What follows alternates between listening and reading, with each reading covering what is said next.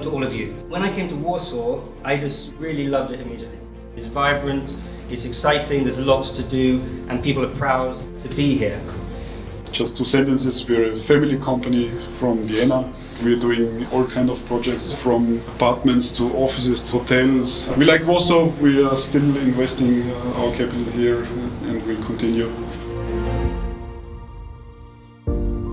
30 years ago, this was a region which was in tremendous flux. Berlin Wall had come down, foreign investors were piling in. So we are sort of back. Central Europe once again, as it was 30 years ago, dictating the agenda. That's a kind of summary because in the last few years everything's speeded up and you're going to see some of these amazing projects. We want to make Warsaw more nice for the pedestrians, and we are changing that right now. As a city, we decided that we need to have a public space in the center of the city. We're going to have like 100 trees planted in front of the House of Culture. We worked with a local artist to create art installation here. The trees, they come straight from the ground, 9 meter, 8 meter tall trees. It's quite tricky to plant trees of this size inside, but as you can see, they're growing quite well.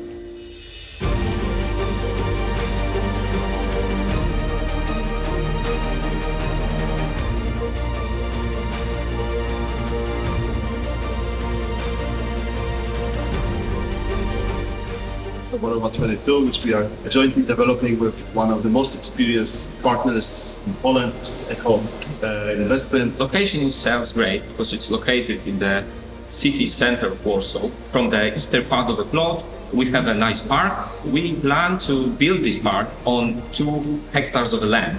We would like to care about the environment. We would like to bring the ESG idea to the next level. Welcome at Towarowa. Please wander around, take a look.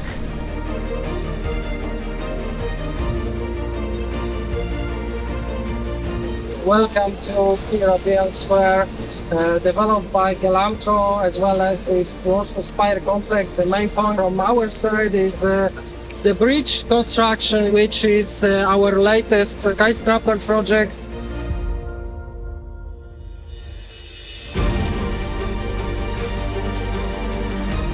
What you are seeing now is a mixed-use complex of 65,000 square meters of GLA. Most of the space is modern office space.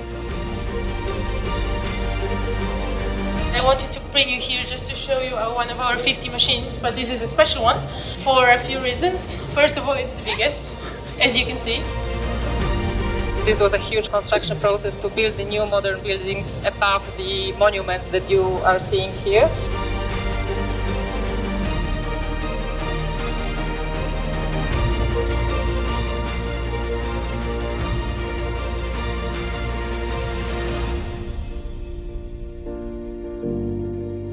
Every year we try to bring in different voices from the region, from outside the region, to bring a kind of wider perspective to the market. My name's Richard Betts. I'm the co-founder of Real Asset Media. We kind of look at not necessarily so much the news-driven side of things, but more around the research, the analysis, the thought leadership, the kinds of things and the trends that are going to be driving the news cycle in times to come. And Courtney joined us recently. I'm Courtney Fingar. I've joined Richard and the team to help bridge the gap between real assets and traditional foreign direct investment, which I spent my career covering.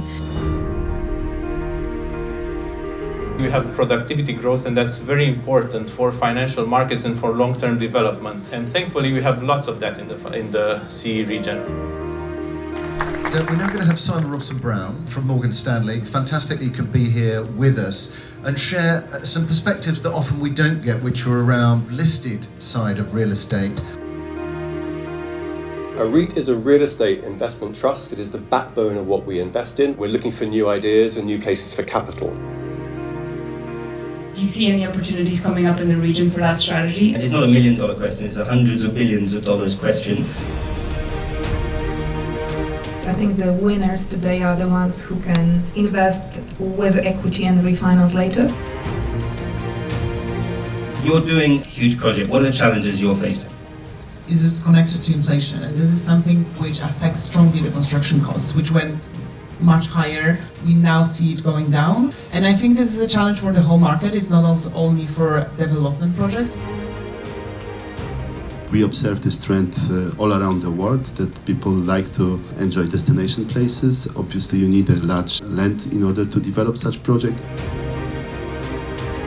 ESG should become sort of the forefront of investors and management's thinking about business. Of course, profitability will always remain one of the very most top concerns, but ESG is pushing us to reconsider our priorities, really.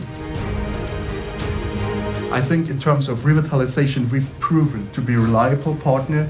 Kaufland is running more than 1,500 hypers all across Europe. Did you imagine it would be like this? No. From when you started it 14 years ago? Of course, the world changed a few times in between.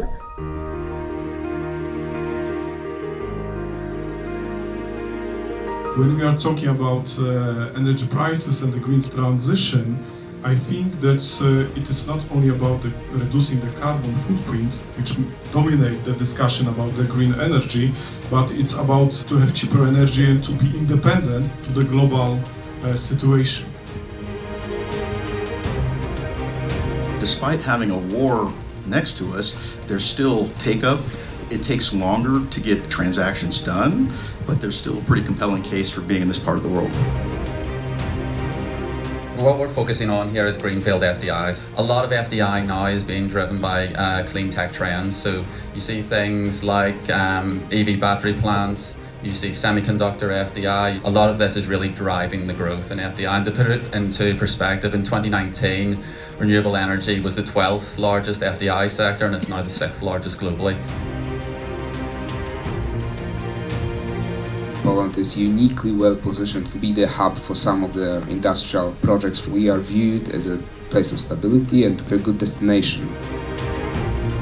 And if we look at Intel is coming to this part of the world because strategically it makes sense. It's not necessarily friendshoring or nearshoring, it's industrial policy because Europe has determined that semiconductors are important. What kind of appetite are you seeing at the moment for FDI in Poland? What types of projects are attracting particular interest right now? In Poland, we see, in fact, increase on the number of FDI, but also the scale of the FDI. It's very important because we see usually we need for FDI 50 hectares, 30 hectares, something like that. Now we are looking for plots which have 100 or more. So we see that industries change. This is the phenomenon of Poland that you will find here qualified and skilled workers, not only in Wrocław, Kraków, Gdańsk, but also in rural areas. We're just trying to implement some water-saving solutions, solar panels, to have more green area in the buildings, but also to be more open to the local societies. At the moment, banks have already their requirements for ESG, mainly for green buildings ratio. Now they have already list of topics they have to check. I have a feeling that 4 years ago we introduced ESG as a conversation, and it was a conversation that hardly started and nobody was really ready to have it, whereas here it's been front and centre in all discussions. So that's fascinating from my point of view.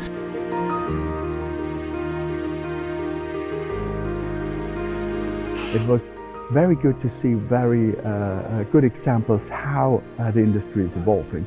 And that's a very valuable thing because that helps to keep us ourselves up to date. It's been really interesting. It's a completely different market to what we're used to, and it's been really refreshing to get a different take on the world challenges that are facing property right now. So it's been really engaging and everyone's been really forward-looking. There was a lot of internationals and a lot of new faces that I haven't seen personally at conferences in CEE.